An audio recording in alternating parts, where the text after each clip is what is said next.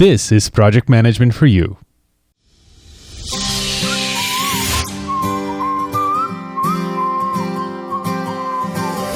Are you a solopreneur, individual, or small business owner who struggles with ideas and lacks converting those ideas into reality? Do you underpromise, afraid you won't deliver? Learn the least you need to know to start your path of turning ideas into reality and delivering on your promises. Each episode is designed to help you get things done. Welcome to Project Management for You with Cesar Abade.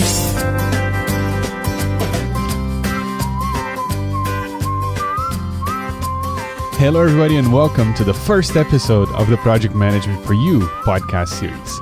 I am Cesar Abade, your host, and it is great to have you here. If you're a brand new listener, welcome. And if you are a current listener of the Project Management for the Masses podcast, and this has just popped up in your feed, welcome as well.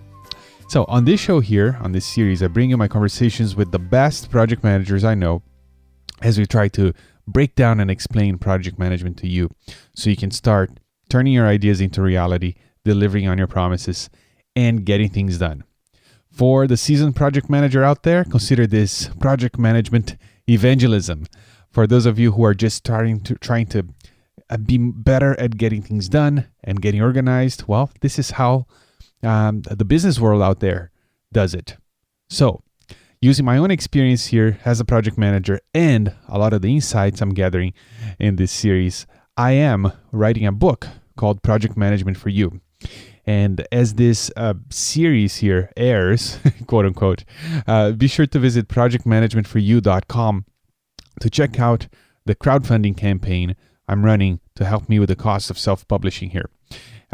This campaign will run for most of the month of October 2014. So if you are listening to this podcast during this time, October 2014, I really appreciate your support, because as you might know, with these crowdfunding platforms, if I don't make the total amount, I don't get any of the funds. So I appreciate your support. I know this is episode 1 if you're a new listener, but I just wanted to put this out there as an announcement that this is going on as well.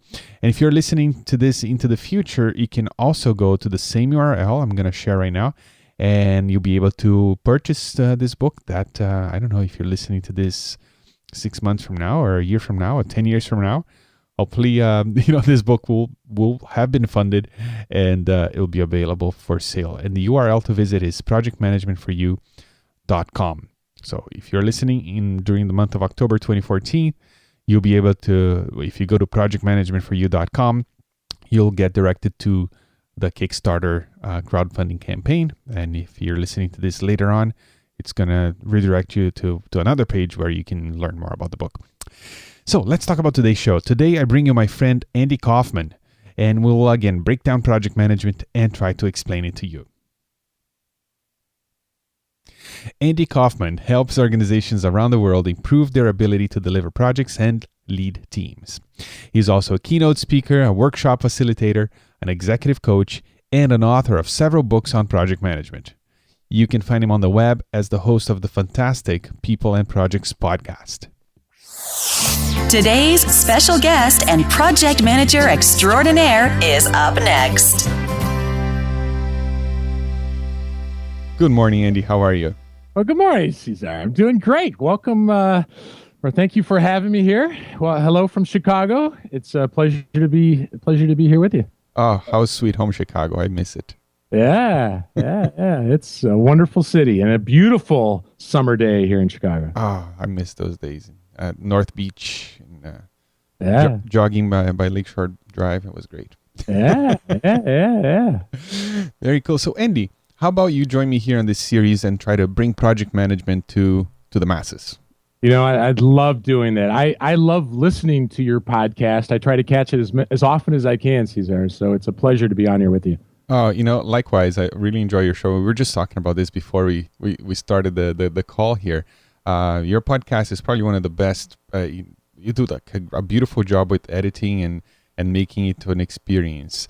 A lot of shows, my show included, is you press record and there's the interview and goodbye, see you next time. But your show is you think about it as I can see it's like you're taking us on a journey, and there's a lot of music, and it's really, really well done. So if you're listening right now, for those listening right now who don't know Andy's podcast, just look it up. It's People in Projects podcast with Andy Kaufman. Beautiful. Oh, thank you, sir. Not to mention the value that you bring as well. Well, no. It's all about the guest, man. Right. Very cool. All right. So Andy, you've been a project manager. You work with project managers. You work in the corporate world. But how would you define project management to the layperson? Well, I love the spirit of where you're going with this series and with your book, Cesar, because I think the average person thinks that project management is about Gantt charts, and methodology binders and process for the sake of process, and what used to take us, a couple days to get done now takes us a couple weeks to get done because of all that project management stuff, and I actually like PMI's definition in that it talks about knowledge and skills and tools and techniques, but my favorite part of PMI's definition is the last part of it. And it gets to what I believe is the fundamental part that applies to the layperson. And that is, it's to meet project requirements. Ultimately, project management is how do you go from idea to delivery? That's really what it is. It's if someone's got an idea. Now, that could be a boss or a customer or somebody over in the business development or marketing side and in a corporate setting. But who is it that's listening to us that doesn't have an idea that they're like, all right, I want to do this someday? But, anybody can have an idea. But it's well, how do we actually take that idea? And, Cesar, you are an awesome example of somebody who does this. I mean, you're somebody that gets stuff done because you apply project management to so many aspects of your life. And so we all have to go from idea to delivery. So if you think of project management as idea to delivery, you've pretty much got the essence of it. I couldn't agree more. Thank you for that. For that note. And this is why I want to just tell the world about this, because I think, I deal with a lot of. I'm in a small family business, so I deal a lot in that industry of the solopreneur, small family business. Sure. And I see people having ideas and they don't take action because I think, in my opinion, they're afraid of the process. They're afraid of the unknown. Yeah. They don't know how long it's going to take, how much it's going to cost, what resources they're going to need, so they just freeze. Yeah. And I'm amazed at how it applies even certainly in a small business, a solo business, but even at home. Like we actually homeschool our kids, and there's a long story behind why we do it. But this is about the time of year where my wife will start flipping out, like, "Oh no, the new school year! What are we gonna do? What are we gonna do?" It's amazing what whipping out some Post-it notes and doing a work breakdown structure actually does. And she doesn't. We don't call it a work breakdown structure, but what we do is we take principles from project management. And it's amazing how you can just see her go, it just applies even in the home, right? It applies to everywhere. See, I learned something new today about you. We homeschool as well. There you go. Oh, is that right? Yeah. I knew there was something about you that was weird. Oh, man. There you go. Yeah, but I agree with you 100%. So let's say somebody's listening right now and now they're interested. So what's the least people need to know about project management to start on this path of not being afraid of the process, but actually just being limited by the number of ideas they can have and what to choose? Yeah. Well, I suppose one element is what you choose. Another thing is what do we need to know once we've chosen it? Right. And sometimes it's we chose it. Sometimes it's someone else chose it for us. And I think in the work world, a lot of times it's not necessarily us starting from scratch. It's someone else did some of the initial work on it, and then we inherit it. And an example I like to give in our project management classes is a team I inherited once where, as best I could tell, Cesar, the problem was that these people hated each other. I mean, they hated each other. It's the first time I ever had a team where I was seriously wondering if someone would leap across the table and punch somebody else out. I mean, that's really what it was like. And so what I tried to do to get started was, man, we got to get these people to be able to, be in the same room without hurting each other. So we worked on the people-related things. But and over the course of like 2 months or so, it got better. I mean, there was at least less risk of violence anyway. But two months later, it became apparent that the project was in what I believe the pilots call the death spiral. You're not going to pull it up. And what I learned from that experience was that when you inherit a project, certainly this applies when you start from scratch as well, you need to get to the fundamental issue of what is it that we are trying to deliver. So when I inherit a project now, or when I start it, I'm really only looking for two things. And that is, do I or does my team have a reasonable understanding of what they need to deliver? So let's think of that as the what. And is there a reasonable plan to achieve it? And let's call that the how. And whether I inherit it, whether I start from scratch, if I can't pretty clearly articulate the what, or if my version of the what is quite different from other people's versions of the what, we got to get really good clarity, or at least a reasonable understanding, just to kind of set the bar a little bit lower, a reasonable understanding, and a reasonable understanding of how are we going to achieve it. And so at the least, people got to spend a little bit more time on the what and a little bit more time on the how. And it doesn't have to be perfect. One of the ideas I just absolutely love in the PMBOK guide is this concept of rolling wave planning or progressive elaboration, which says you don't have to have the perfect plan. Because first of all, the perfect plan doesn't exist. But whatever you come up with, it's going to be different because of changes that are going to come along the way. So we just need a reasonable plan.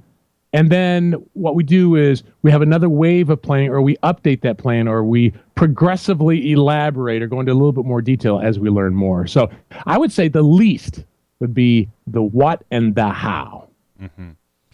Or what done looks like, right? Yeah, exactly, right. Yeah, and that's really what that first one is what does done look like? Yeah, and then what doing looks like. At the end of the day, can you look back and say, yeah, we actually did what we were supposed to be doing today in terms of how, right? Okay. Yeah. The first one would be what does done look like, and the second one is how do we get to done? That might be a way to think of it. Very cool. Okay, so all right, so let's say let's think about the stages. Okay, what are the stages of bringing an idea to reality?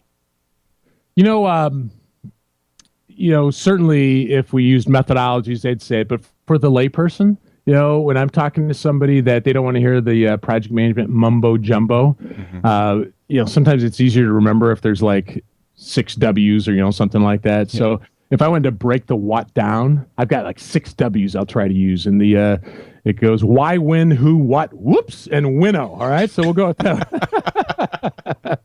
All right. So let's start with the why. Is I think too often, especially I've seen this in myself as an entrepreneur, I see it in others. Like we get this idea and we're like, let's do it, but we don't step back and make sure we have a really good understanding of the why. I mean, we've maybe got a high level understanding of the why, but whether it's a business or it's in a personal, whether it's corporate or not, we got to make sure we have a really good clarity on the why we're doing it. Okay, it doesn't matter what tools, doesn't matter what domain. What is the why? Because a good, strong why provides clarity in so many other areas. A weak why means we're two weeks into a new idea. I don't really want to write this book anyway, right? Mm-hmm. Yeah, if you don't have a strong why. So the first W would be the why. The second W is the when, and that is, what does success look like? And I honestly think that's a question we don't ask nearly enough, Cesar. It's another version of the what does done look like? Mm-hmm. But beyond what does done look like, of how do we know that done was done well? Is it just a matter of hitting the date?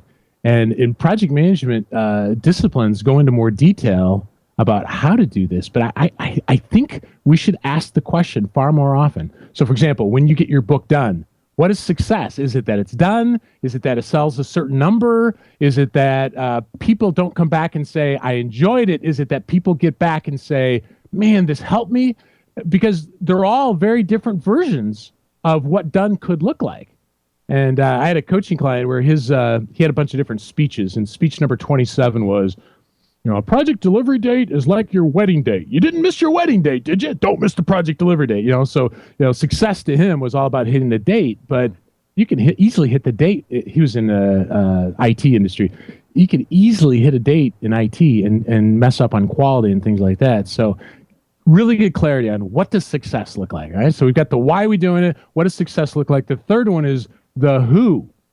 And the idea of the who is with projects, we almost always impact more people than what we think.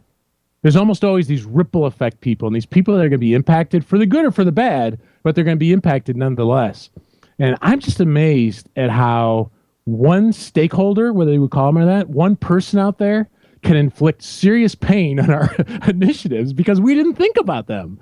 We didn't think about, so for your book project, what's the impact on your family when you're trying to crank out another 3,000 words? You know, for the person reading it is, are they going to understand that sort of illustration? Or is this something that makes sense to me, but maybe not sense to someone else?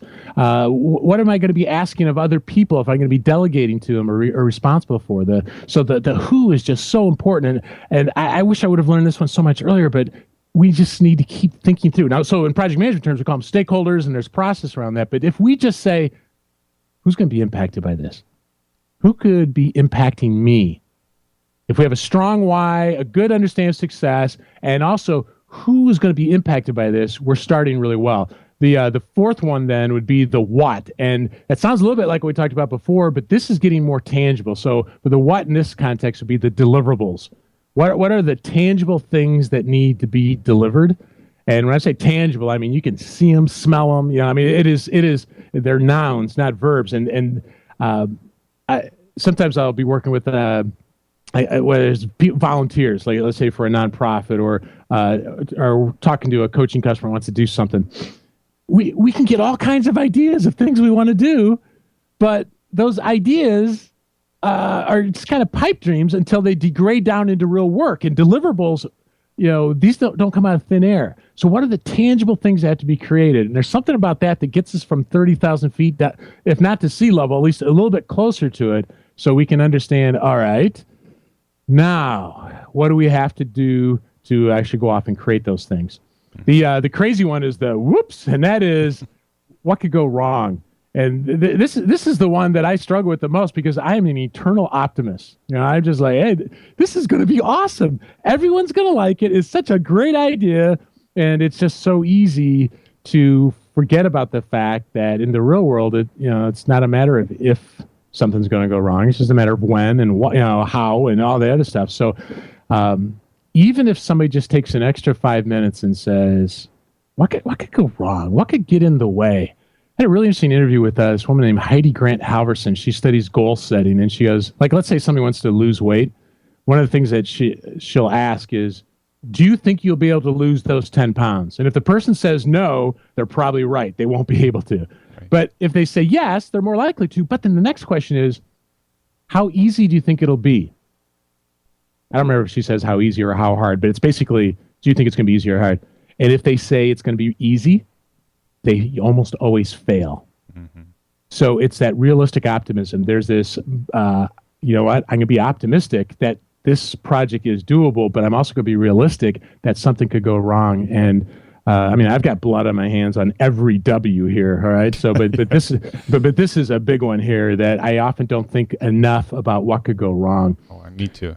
Yeah, I'm on the same camp. Yeah. You're an optimist too. I can tell, man.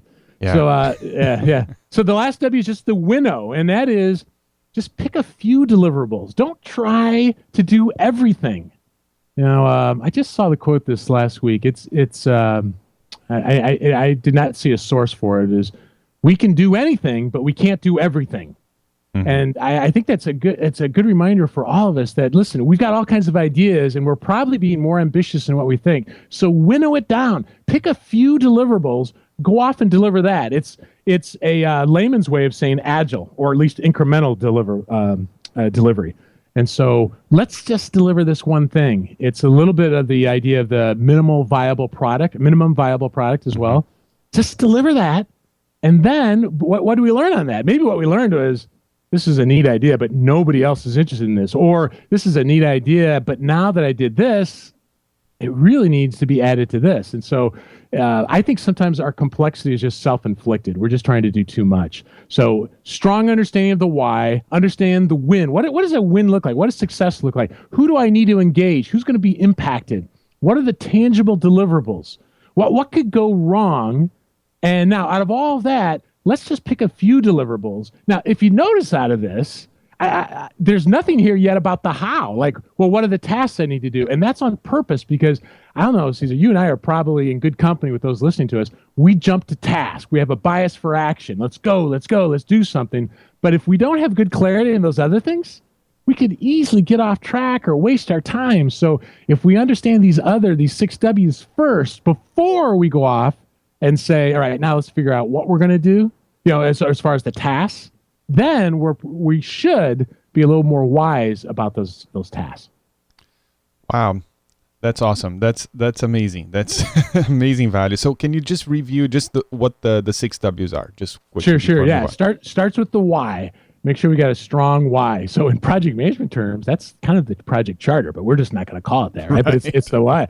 And the part of a project charter could be the when. What does success look like? Success criteria. So there's the why, there's the when, there's the who, which in project management terms is stakeholders. But for all the rest of us, it's just who could be impacted, who could impact us. The what are the tangible deliverables.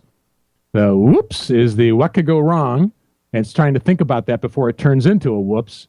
And the winnow, let's winnow it down. Let's get down to the minimized scope, as small as possible. Let's get that, deliver that, and then deliver the next one and the next one. Brilliant. Very cool. That's exactly what I wanted to. My idea with the show with the series to do exactly that. So thank you, Andy. My pleasure. You delivered. Well, thanks. All right. So let's talk a little bit about the how. If you could recommend one technique from the project management world to the rest of us, to the masses, what would it be, and where can we learn it? I would have to, if I had to pick one, it'd probably be the concept of assumptions, one technique.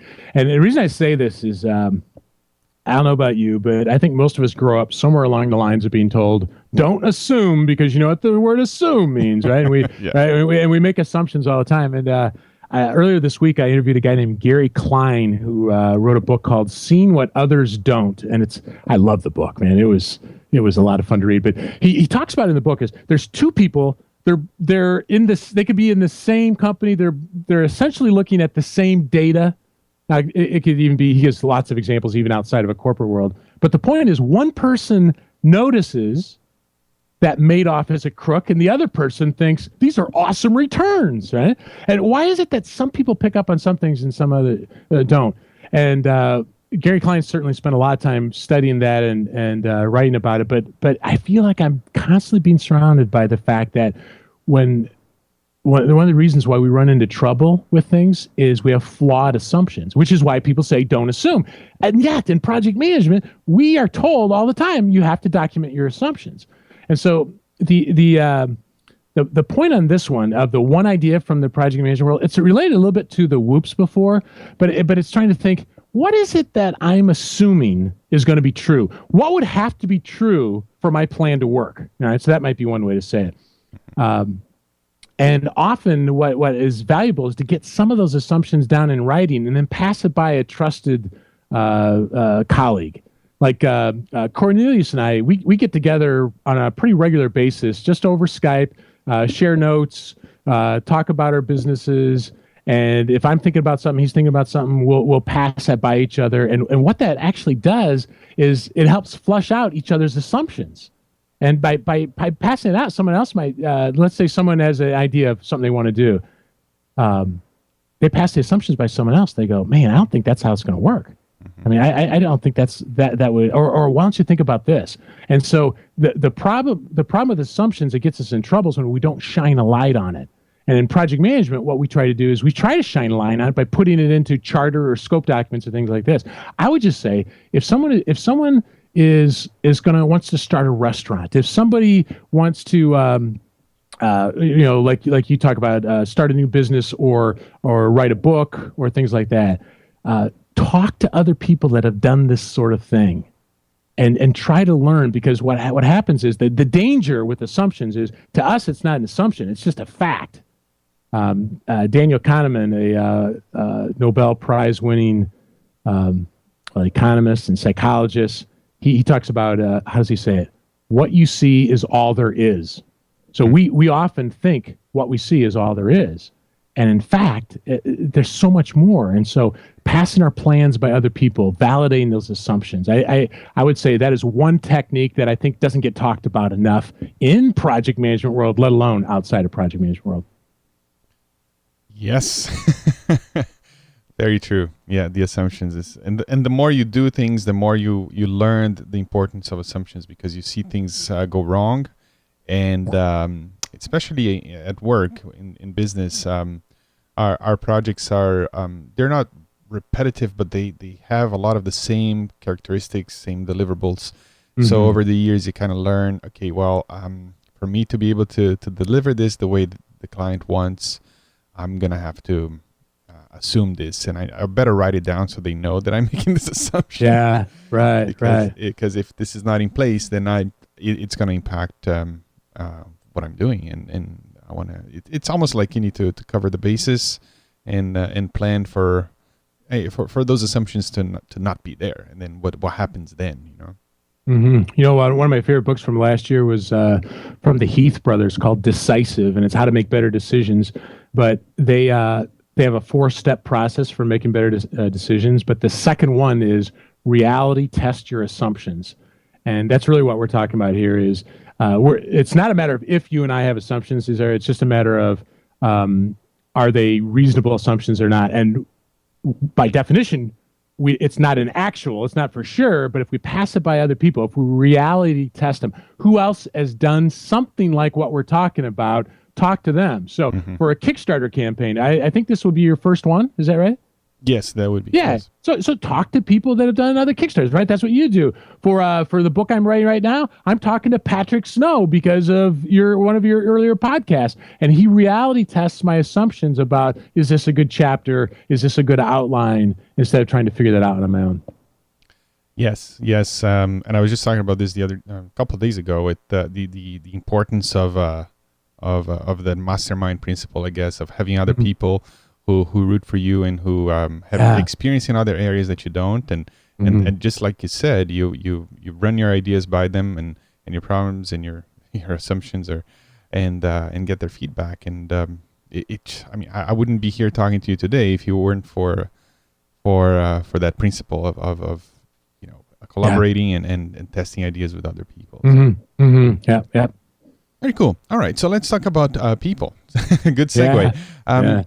Managing these projects and bringing ideas to reality usually means that you're going to work with other people. At the very least, you're going to be working with the potential new clients, you know, even if you're doing it by yourself. Yeah, right. So what's the best way to know, for example, when and what to delegate and to compel people to collaborate on a project? Right. This could be a whole series of podcasts, right? But it's 30 seconds. Yeah. So how about this? Surround yourself well. I think a lot of times, especially solo entrepreneurs, they want to, their drive and their competence has got them to where they are. But the bigger the project, the more you realize you can't do it on your own. And there's all kinds of examples in this world about if you surround yourself well, you're going to do better on your initiatives. So surround yourself well. Second one is I had Tom Rath, the Strengths Finder guy, on the podcast about 1.5 years ago. And one of the clear principles from the Strengths Finder or the Strengths movement overall is when you delegate, align responsibilities with people's strengths. So, you know, for the person that likes just be behind the scenes, to make them do customer facing things is just asking for problems. So when looking to delegate to somebody, you know, what is it that person wants to do? What is it that they're good at? And I'm not saying don't stretch them every once in a while, but to the degree we can align with strengths, it's usually better. Third thing is, probably 2.5 years ago, I had Keith Murnion on the podcast. He wrote a book called Do Nothing, which is kind of a clever title. And the premise of the book is that the higher you get up in management, the more you should be doing nothing. Now, and we can all think of senior managements that got that book figured out. but that's not actually his point. His point is we're doing nothing about the day-to-day. We're looking further down the road. And so we need to be looking further down the road. But the point I want to bring up from the book, probably the thing I remember most about the book, is he says we need to trust people more than they've earned. And I don't know about you, Cesar, but that's a stretch for me to trust somebody more than they've earned. A lot of times we think of I'll trust somebody to the degree that they've earned. Now, to defend Keith here, if somebody has earned a 2, you don't give them a 10, right? So it's not blind trust. But let's say they've only earned a 2. So it's maybe a new subcontractor or a new virtual assistant or so, whatever it is for somebody. It could be a new employee on their team. They don't have a whole lot of history to base a lot of trust, but trust them more than they've earned. And his point is that most professionals will lean in to the trust that we extend to them. They're going to show, hey, I'm not going to let Caesar down. I'm going to show him that I can do this. And so my point is, a lot of times we don't delegate because we say, I'm going to do it myself because I know it'll be done right. What if we did delegate to that person, maybe even a little bit more than they've shown that they can do? A little bit more, right? We don't want to set them up to fail, but a little bit more. What happens? What happens is we don't get stuck doing it ourselves, and this person grows, and people, almost every major piece of research I've seen on motivation says what really matters more than a paycheck, more than a bonus is I feel like I'm growing. I feel like someone cares about my development, things like that. And so trust people more than they've earned. And the last one I'll mention is I've probably had 2 people on the podcast in the last 3 years that reference a guy named David McClellan, a former Harvard researcher who's no longer alive, but he wrote a book called Human Motivation. And it inches thick, but if you'd read it, it's about 3 feet thick. It's highly academic. It's not a fun read. But one idea that gets stressed a lot from the book is that you and I and everyone listening to us are most motivated when we only have about a 50 to 70% likelihood of success. and I think but in some ways I think it's counterintuitive, because I think a lot of people say, Caesar, I hear you talking about starting a business. I hear you talking about writing a book, but I don't want to do it unless I've got 100% likelihood of success. I don't want to waste my time. Well, in some ways I understand it, but in some ways it's not reality. The world doesn't really offer up 100% likelihood of success in most situations. And anybody who's ever had a job where they can basically phone it in, where it's just another day of making the donuts, right? Okay, boring. That's not motivating. So to the point of your question, what to delegate? Well, this person. Now, I know I could do it better if I did it myself. Let's pretend that's true. But do they have at least a 50 to 7% likelihood of success? If so, delegate it to them. Trust them more than they've earned. They'll get a chance to grow, and I'll have a chance to not do it myself. And so those 4 things together, I found kind of help me when it comes to making sure I'm trusting other people. I just won a global project management training business for a company that's got 12,000 employees all over the world. There's no way I can deliver all that training. So I've got a team of facilitators that are going to help me do it. I'm going to be trusting that they're not going to screw it up in the classroom. And I've met all the people, I've seen them in action, so I'm not giving them a 10 of trust blindly, but I also know it's not me that's going to be out there doing it. So if I didn't think they had a 50 to 70% likelihood of success, truthfully, if I didn't think they'd have a 70 or more, but still, I wouldn't do it. But I'm going to let go and let them help me do it. Wow, that's some great advice, and I needed to hear that. Yeah, especially if what you're asking them to do is aligned with their strengths. And you mentioned, you should stretch them a little bit. If you let them stretch where they're already strong, then really that's where you want to be. Don't you agree? Yeah, absolutely. In fact, I know you've got a passion for parenting. This is where we screw up as parents sometimes, where we want to do it for the kids so they're successful, right? Where we're better off if we set them up for situations where they've only got a 50-50 or maybe let's say 70%. I mean, they're not going to hurt themselves, obviously, but still let them learn the lesson. They're going to be more motivated. So it applies in so many different areas. Yeah, let them fall off the bike a couple times and they'll figure it out. Yeah, that's right. Yeah. Very cool.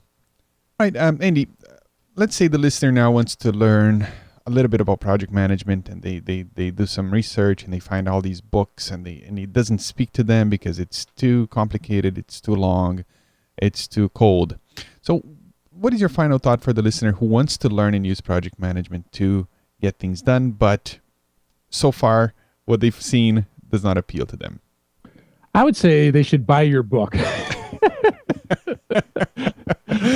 But Your check's in the mail, but exactly, yeah. Until then, this is something we talked about back when we had the episode together on the Stop Hiring Project Managers. But I think it'd be good to end on this one. Is that we need to realize that project management or project manager, it's not a job title. That whether someone acknowledges it or not, we are all project managers. So we all have to go from this idea to delivery. So I would recommend if someone is new to your podcast here, listen to this and learn more about this. There are books out there that don't go to the hardcore project management books, but try to say, you know what, I want to learn more about this. This is my advice.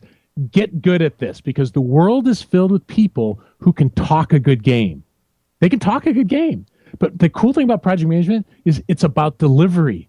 And if somebody can get good at understanding a problem and breaking it down and creating at least a semblance of a plan and delivering things that make problems go away, I'm telling you, the world beats a path to people who get things done. The world does not beat a path for long to people who talk a good game. You have to be able to deliver. So for the person who just feels like, oh, I don't know, I'm telling you, this is job security. This is job fulfillment, career fulfillment. This will help you at home. This will help you in so many ways. So just say, listen, I'm going to stay open-minded. I want to learn more about this, get good at this, and it will make a huge difference in your life. Andy, you're the man. Preach it. Oh, amazing. So, Andy, for the listener right now who would like to learn more about you and the awesome things you're doing, where should they go? The best place to go would just be the podcast, because we're not selling anything there. It's just a chance to learn more about this. So it's peopleandprojectspodcast.com, and invite people to listen to it and get back to me with feedback. And we typically have monthly webinars that there's no charge for. Somebody's certified to get a free PDU out of it. So we'd look forward to their feedback there. Awesome. Andy, thank you so much for your time. And let's stay in touch, okay? Real pleasure. I wish you much success with your book, Caesar. Don't forget to check out Caesar's new book, Project Management for You. Available now at projectmanagementforyou.com. All right, so I hope you enjoyed my conversation there with Andy. And if you enjoy what you're hearing here and like a step-by-step approach to using project management to start turning your ideas into reality, delivering on your promises, and getting things done, head on over to projectmanagementforyou.com and consider backing this project. If you're listening to this episode way into the future, you'll be able to get a copy of the book at that URL. Again, projectmanagementforyou.com. So this is a daily podcast for about 4 weeks. So I hope you have a great day, and I'll talk to you again next time, which is tomorrow. And until then, remember that life is a project and you are the manager. Ciao, ciao.